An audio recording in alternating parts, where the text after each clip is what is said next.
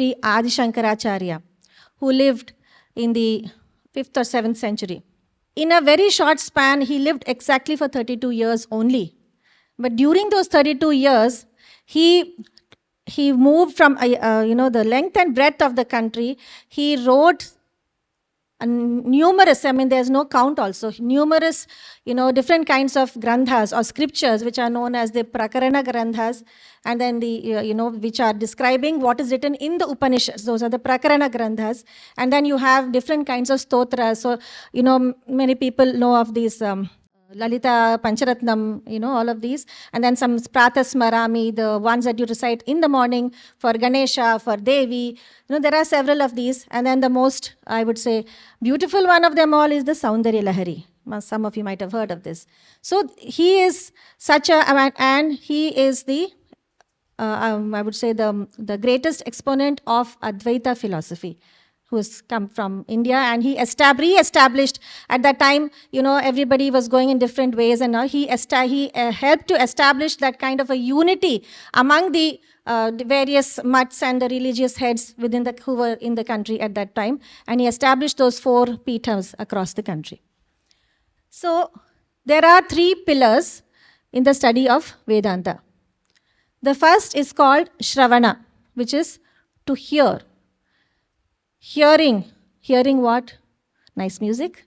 Yes, that too, but here it refers to hearing the scriptures. What is being said in the Upanishads, in the Vedas, hearing that. The second is Manana. Manana means to reflect upon them. So first is hearing them, second is reflecting upon them. Just not hearing them and then going about and doing your stuff. No, reflection is an extremely important aspect of this whole thing. Then the third one is called Nididhyasana, which is you are going into a deep contemplation and meditation on what you have listened and what you have further, done the manana of. And they also say, the word mantra. All of you have heard the word mantra, right?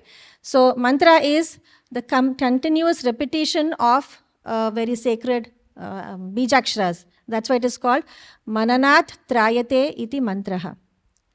So these are the 3 pillars, they say, of Vedanta: Shravana, Manana, and Nididhyasana. Well, this is good, but then we also need something else to help us get this body started on, reflecting on what our true nature is. Because all of us have been given this human life for what purpose? What is what they say, the raison d'etre, did I say it correctly from French? The purpose of our existence. What is the purpose of our existence? Yes, it may be to have a good career, marry, have children, enjoy all the good things in life. Is that it? Is there something more? What is the true purpose of our life? Some of you here, I think most of you here, have received the Kalavahana. In the Kalavahana, you were worshipped as the goddess herself. And the primary thing there is to start that spiritual journey within yourself. The Kundalini Shakti, the arising of the Kundalini Shakti, who is residing between the Mooladhara and the Swadhisthana. So that is the primary reason why the Kalavahana is done. To understand that we have a spiritual purpose. To start working towards that spiritual goal. Of course, all of you already know that, and that's why you're here. Without that, you would not be here. There are so many people who are not here, right?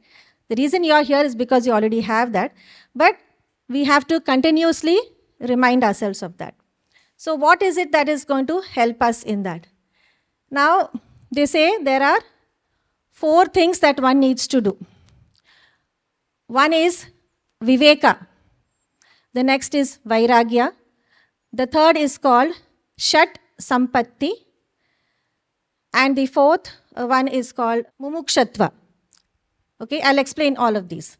And then the 3rd one is again divided into several, so we'll go through those. So the first one is Viveka. Viveka is basically a sense of discernment, to understand what is real, what is not real. So this body, real, not real? I want to have some apples right now, real, not real. So this sense of discrimination. Then vairagya, detachment. They usually say it is detachment. And most often we think that people, who take sannyas, they kind of leave everything and then go and sit in the Himalayas. But is everyone who is in the Himalayas truly detached? Can you be in this worldly life and still be detached? Like a lotus with its roots in the muddy waters, but yet the flower that's outside is so beautiful. So that is vairagya, to be in this world, yet not be attached. That is something that's quite difficult. Then the Shat-Sampatti. Shat means 6, Sampatti means treasures. What are these 6 treasures? We'll go through one by one. First one is called Sama, which means the calmness of the mind. First, your mind has to be still. I think all of you here have already been to the Matri Mandir. And it's so still. What does that external stillness help us to do? It helps us to calm the internal mind. Even though the external world was still, it takes a while for you to start calming that internal mind of yours down, correct? So the first one is calmness of the mind. The second of the Shat-Sampatti is Dhamma, control of the senses. Oh boy, this is really, what are the senses? The senses of sight, hearing, smell, touch, and all of these. So the control of that is the second one of the Shat-Sampatti. The third one is the withdrawal from worldly activities called Uparati.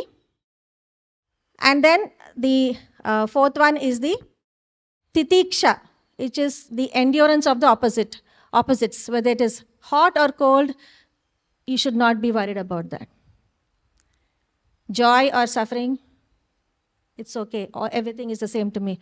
In the Bhagavad Gita, there is also this concept of the Sthita Prajnata, which is similar in nature. So these are the things this is the path that one needs to go along. Okay? Yeah. Then you have this Samadhana, which is complete concentration. So as you can see, this is a progression, right? You have to start with Viveka, start to understand, yes, this is real, this is not real. And then move towards Vairagya. Nobody is asking you, everybody, to go and stay in the Himalayas, abstain from everything and go. Because the world has to go on. We need all of these activities as well. But do your activities, do your worldly activities, don't be attached to them. So that is what you need to do. So the Samadhana is the complete concentration. Shraddha is the unwavering faith. In faith in what? In the scriptures, in your guru. Sometimes circumstances come up. Sometimes the guru tells you to do something. Sometimes something that you read in the scriptures may be totally against what you thought it should be like. Yet you need to continue with that faith. So that is the unwavering faith. And finally, mumukshutva, which is an intense desire for liberation. They have often compared this to, when you take a fish out of water, what happens? It's literally dying to go back. Literally. It's dying to get back into the water. That is how our soul or, we have to be for attaining the oneness with God. Are we like that? We're not yet there. We'll get there someday. So we need to know that this is how we need to be. These are the qualities that one needs to start developing to understand that, yes, this is what I need to be like. These are the traits that I need to start developing. So this intense desire for liberation, these are the 9 aspects. So starting with the 3 pillars, Shravana, Manana, and Nididhyasana, and then these are the 9. So these 9 have been described in Adi Shankaracharya's Atma Bodha. One example, some of you have heard about Ramana Maharshi, right? From Tiruvannamalai. It is said that towards the latter part of his life, his body was afflicted with different kinds of problems, diseases, and all of that. But he was totally impervious to all of that. He said, this is temporary. It is not permanent. I'm not bothered about it. But the moment we feel dizzy, we can't get a meal that day, we start shaking, right? But that is the level that we need to aspire for. Know what is true, what is not true. Know what is real, not real. And focus on the real aspects.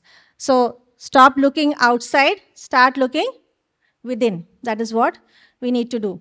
So the Atmabodha provides a comprehensive framework for understanding and practicing Advaita Vedanta, leading to the ultimate goal of realizing one's identity with the eternal Brahman.